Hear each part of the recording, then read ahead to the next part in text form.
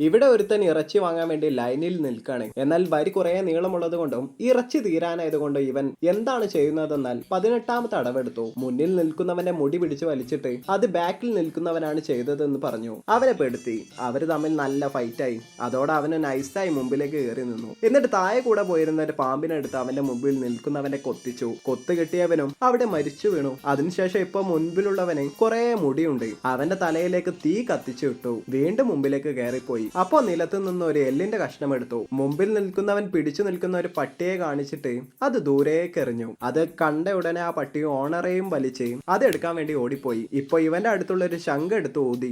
അതോടെ പറന്നുകൊണ്ടിരിക്കുന്ന റെപ്റ്റൈൽസ് എല്ലാം പാറി വന്ന് ഓരോരുത്തരെയും പിടിച്ചു കൊണ്ടുപോകാൻ തുടങ്ങി. അവസാനമായി അവന്റെ മുമ്പിൽ നിൽക്കുന്നവന്റെ ഡ്രസ്സ് വലിച്ചു കീറി അവനെ ഓടിച്ചു വിട്ടു. അവന്റെ ഡ്രസ്സ് വയറിൽ കെട്ടിയിട്ട് പ്രഗ്നന്റ് ആയിരിക്കുന്നത് പോലെ ആക്ട് ചെയ്തു. എല്ലാവരെയും പറ്റിച്ചിട്ട് മുമ്പിലേക്ക് വന്നു. ഇറച്ചി വെട്ടുന്നവനും ഇവനെ കണ്ടിട്ട് ഇറച്ചി എറിഞ്ഞു കൊടുത്തു. അത് പിടിക്കാനും അച്ചാനും നല്ല ഹൈറ്റിൽ ചാടി. അതോടെ അവന്റെ വയറിൽ കെട്ടിയിരുന്ന തുണി നിലത്തേക്ക് വീണു. വിചാരിച്ച പോലെ തന്നെ ഇറച്ചി കിട്ടി. പക്ഷെ നാട്ടുകാരുടെ അടുത്ത് നിന്ന് പൊതിരെ തല്ലും കിട്ടി.